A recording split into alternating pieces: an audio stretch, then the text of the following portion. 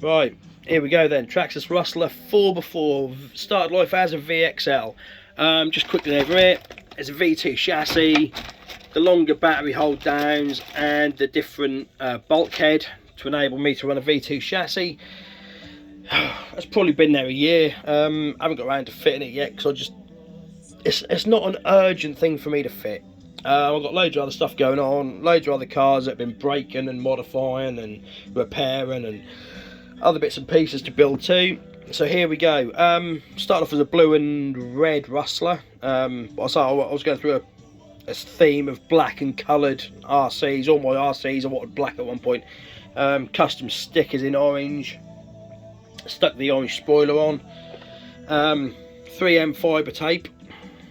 The bodies, it's my preference. I don't have any issues, and the bodies seem to last a long time for me. With the reinforcing tape. So start off GTR shocks. There we go. Long on the front, extra long on the rear, as you'd find on the Ultimate Slash out of the box.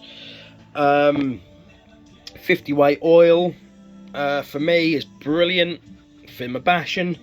The VG Racing springs is what I've fitted to it. All of the Traxxas ones available for the GTR springs I found were way too soft. These are a lot firmer and allow the car to handle and act exactly how I want it to. As for RPM parts, A-arms were the first things I put on here because on my second outing I snapped two of the standard HD arms, obviously in there where the pin go through. So the A-arms were able to kind of twist, and this corner was popping off the pin.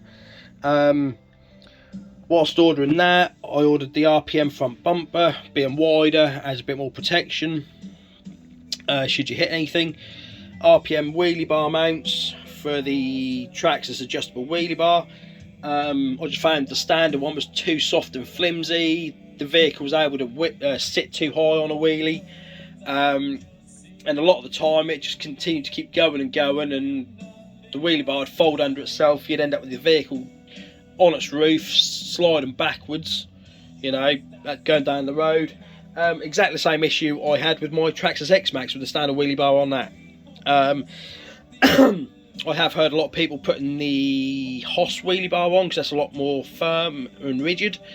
I haven't tried that personally. I mean, I've gone down this road with it and I'm happy.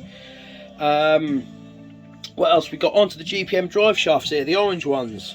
Not to be mistaken for fast tracks, these look the same. They're probably £2 more per pair than fast tracks.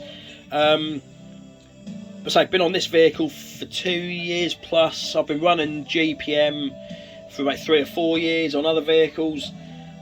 Still not yet to break one. MIPX duty axles, bloody brilliant axles again, but these are half the price, and I'm not breaking them. So no disrespect to the MIPs,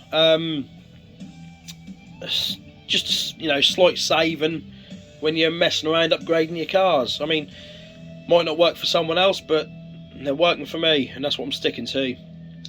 Where are we going next with this? Into the bit here. Behind here is the aluminium bearing adapter, E-Revo slipper clutch, 50/20 gearing I'm running on this, plastic spur obviously.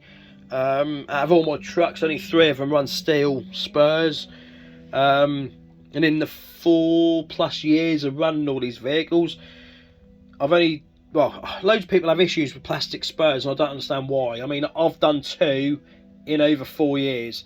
One was due to a pinion coming loose, and the other was due to a big jump where the vehicle landed. The motor on the motor mount moved and went tighter into the spur, so the metal pinion chewed the spur up. So I mean, 2 in 4 years, and it's one freaks of nature. For the pinion to fall off, it's not very often that a pinion ever falls off my vehicles. And same as from a big landing, it's not very often your motor mount will move on a landing from a jump. You know, there's a couple of freak accidents and 2 plastic spurs going in 4+ years, and for the sake of a couple of quid, you know, I'm happy to have that fail safe in a plastic spur personally myself. So where else we got? Evo slipper, obviously they're capable of running 6S power, so in here it's more than enough. The Hobby Wing Max 10 SCT version, I think I've just covered this. Additional coolant on it on the 3200 kV motor, 4S rated ESC, 3S motor rated motor, but this is ran on 3S all the time, but I do chuck a 4S through it occasionally for shits and giggles. The only, I say, that is what the reason for the fan. Hobby Wing don't necessarily need them, but with the excessive gearing I run, and running 4S, you know, as a basher, the gearing in itself on 3S is excessive. So to keep the heat levels down and I have no issues with it, that's why it's on there. And then for shits and giggles with the 4S, that's why it's there. Only other thing to bring up now, Trencher LP tyres. On the day I broke 2 of my A-arms, I blew a tyre out. So stock wheels, Trencher LPs. I just find, don't get me wrong, I've had Proline Badlands on a slash, but I just found the wheels were so much heavier, you know, and that's then extra load you're exerting on your drive chain. And as it is with the upgraded steel axles, I'm already putting an additional load on the drive chain as it is, which is why I want to try and keep that weight down on the wheels a little bit.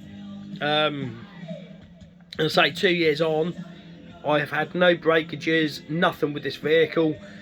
I say 3S, sometimes 4S, bashed hard, excessively geared.